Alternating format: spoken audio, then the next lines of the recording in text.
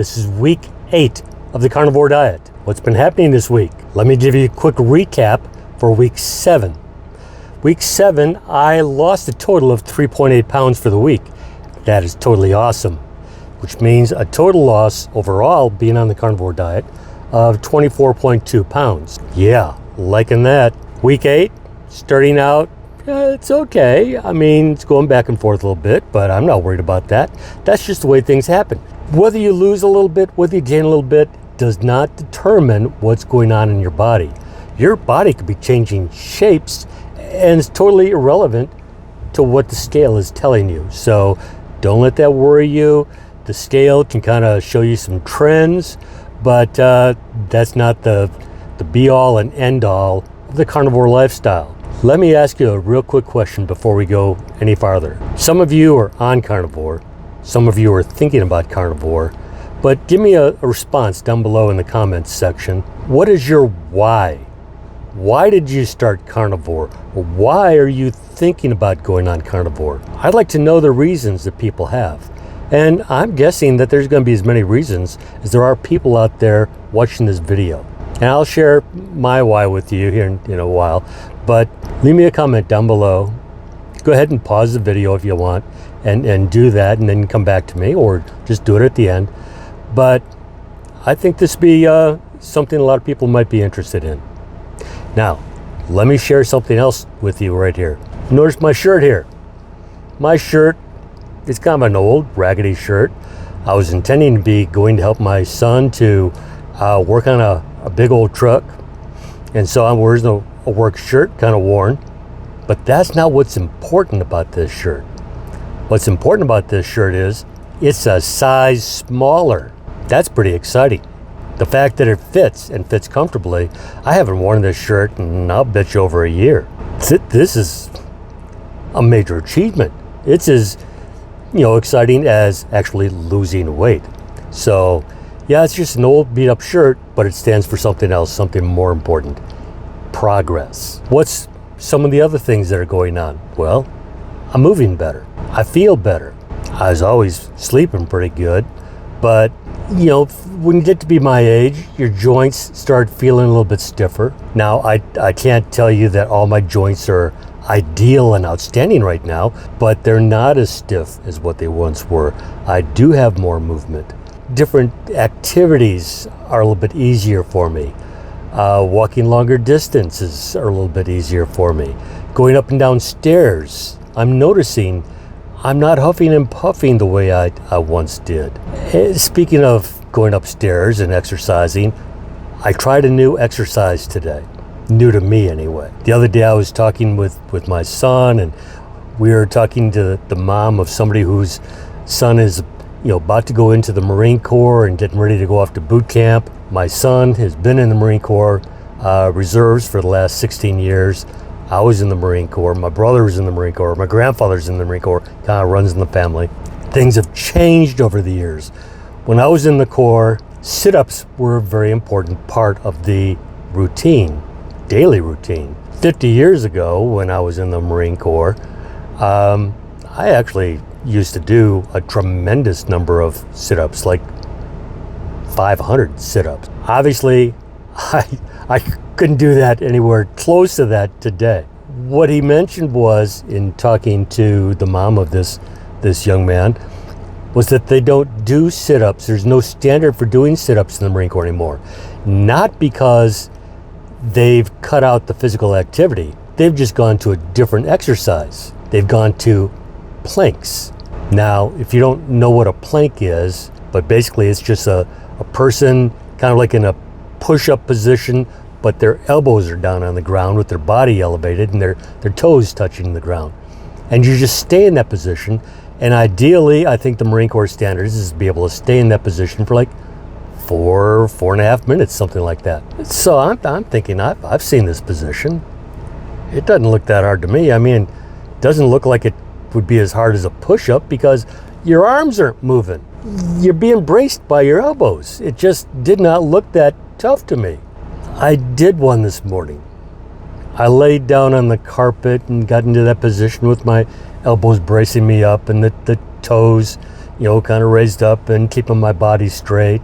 Darn, this is hard. It's a whole lot harder than what you'd think. 4.5 minutes? I'll be honest with you, I did about 20 seconds. Now, when I used to do my 500 sit-ups, I did it with the method of, okay, I'm going to do as many sit-ups as I can, and tomorrow when I do them, I'm going to do one more. And then after you've done one more every day for a while, you get to the point where you can do, okay, I can do 5 more. And after you get used to that, it's easier to start your routine and go, I can do 10 more, until next thing you know, you're at the 500. I'm not encouraging that for anybody, by the way. It takes up way too much of your time for too little results. I'm gonna have to doing, instead of so many sit-ups, now I've gotta work on how many seconds longer can I go today, until I can work my way up to maybe what the Marine Corps standards are. I don't know, do you think I can do that? I'm not sure. But it sure would be awesome if at 70 years of age, I could do 4 minutes of a plank. We'll find out. But I'm just excited about the different things like that going on in my body that I can do now that I couldn't do before. Okay, so this is the wrap up for week 8. Week 8, I only lost 0.2 pounds. Now I'm still down 24.4 pounds overall, but 0.2 pounds for the week, it's a little disappointing. However, disappointed, that's just a human thing. I'm not discouraged. I'm not giving up.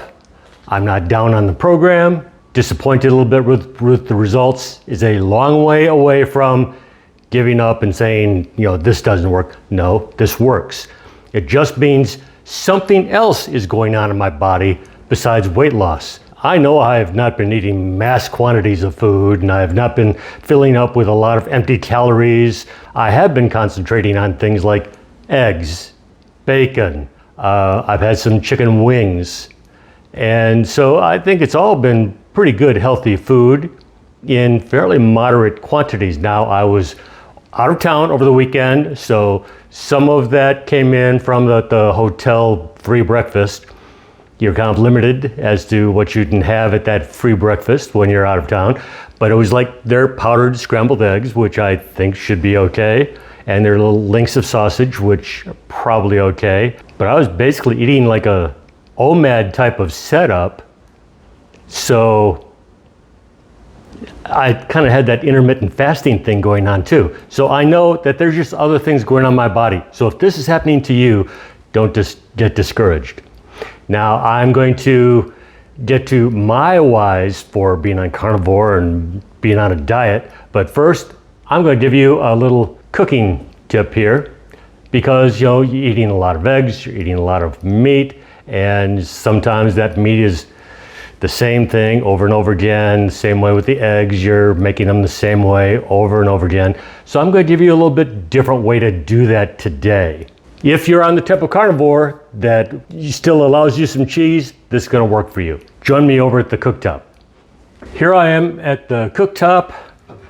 Now I've melted up butter in a nonstick pan, which is my favorite for making my eggs. But I'm going to start this out with cheese. And I'm going to crank the heat up just a little bit. It's been on the lowest setting. And I am going to let this cheese kind of melt and actually crisp up. What I'm trying to do, the technical term for it is frico, which is when you get that crispy cheese. And that crispy cheese just kind of takes on a whole different texture and flavor. It's kind of like with onions. When you put onions on a burger, just raw onions, they taste one way. But you grill them up and they get a little translucent, and then you put them on, they take on a whole different flavor. In the case of onions, a sweeter flavor. So there's just something about cheese when it kind of crisps up, it's going to take on a little bit different flavor too. And I'm going to be putting an egg on top of this after this starts to melt up a little bit more. I'm going to cover that and give that a little bit more of a chance to melt and kind of start to crisp up a little bit. Okay, it's looking pretty good right now. At this point, I'm going to go ahead and add an egg right on top. See if I can kind of center that yolk just a little bit. There we go. I'm going to cover that some more, let it cook. Okay, you're just going to add a little bit of salt, a little bit of pepper. Okay, I'm going to turn that heat off, and I'll meet you over at the main station. Okay, here's what we've got. Take a look at this. Underneath, you can tell that that is starting to crisp up nicely.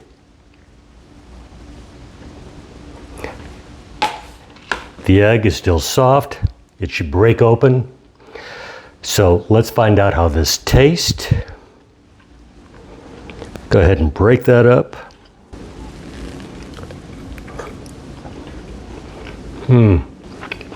That is excellent.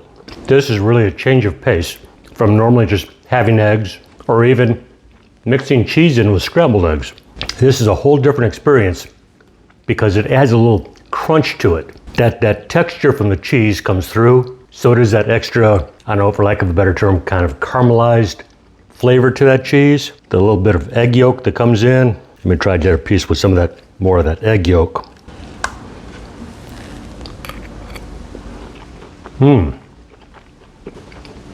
That's really very good.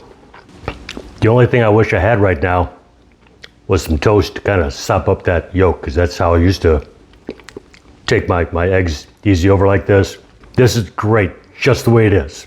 That's the tip for the day. Now on to my reason why. Why a diet? Why carnivore? And of course there's the obvious choices. Okay, I'm not kidding anybody. I'm overweight, I know it. There's the fact that it's tougher to do everyday things, going up and down stairs, walking long distances, flying on a plane, and having to ask for that extra extender belt.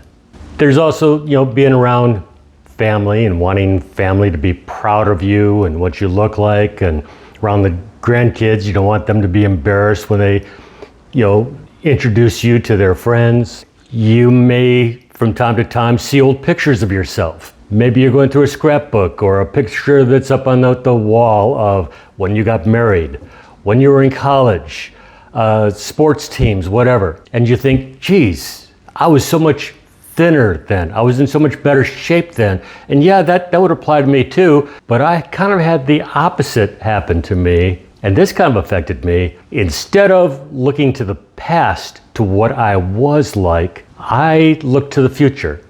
Okay, how do you do that? I saw on Facebook this guy who had used artificial intelligence to change his outfit. I went to that website, and instead of changing clothes, I said, what would I look like if I had muscles and muscle tone?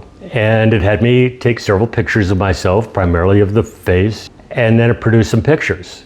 Doggone, I looked pretty good. And I thought, if I could look anywhere close to that, that would be incredible. That would be something to truly be proud of. That would be a goal worth going after. And that kind of became my goal. Now, I've still got all those other reasons, but that's also kind of an overriding goal I've got. I've got that picture up next to my computers where I do the editing for this video. And that keeps spurring me on. Stick with it. You can do this. Look what you could achieve someday. Look what's possible. Not what is, but what's possible. That helps drive me on. So whatever works for you, stick with it. I'm sticking with it. We can do this together. So thanks for watching this, and don't forget to leave me some comments. Catch you the next time. Bye-bye.